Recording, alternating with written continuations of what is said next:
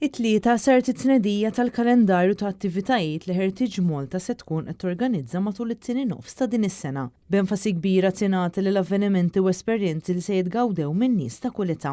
Fl-istess konferenza tal-aħbarijiet ħabbru wkoll attivitajiet għall-programm tas-sajf tal-passaport tal-istudenti.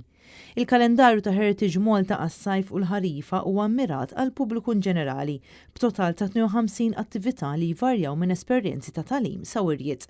Dwar dan tkellimna ma' Amy Briffa, Principal Officer ta' Heritage Malta.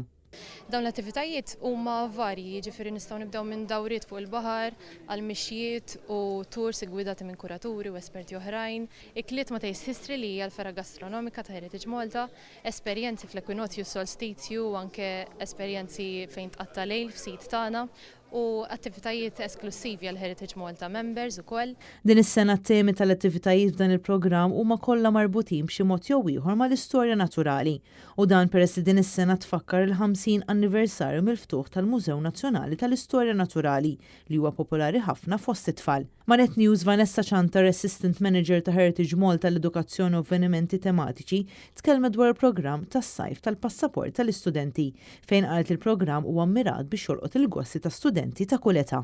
L-attivitajiet huma varjati, dis-sena fukajna fuq l-istorja naturali, therefore fuq l-annimali.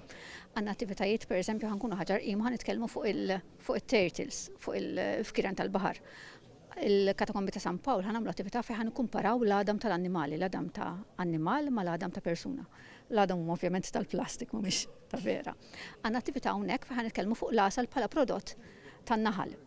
L-attivitajiet huma tajbin għal kulħadd. Aħna l-attivitajiet tagħna nistiednu wkoll ovvjament il-ġenituri attendi biex tkun ukoll bħala bonding experience ta' tfal mal-ġenitur. Ħafna drabi il-ġenitur jgħiduna ma se nagħmlu ma' tfal tagħna u aħna nippruvaw nagħmlu programm li joħloq il-kulħadd. Matul din il-konferenza tal-aħbarijiet kienu preżenti numru ta' studenti ta' 6 sena mill-iskola primarja tal-Birgu li ħadu sehem f'attività tipika tal-programm tas-sajf tal-istudenti fejn ħejjew u ħmew il-biskuttini tar-raħal. Aktar tarif dwar il-kalendarju ta' attivitajiet li se jkunu offruti fil-ġimgħat u x-xhur li ġejjin jista' jinkiseb minn fuq is-sit elettroniku ta' Heritage Malta.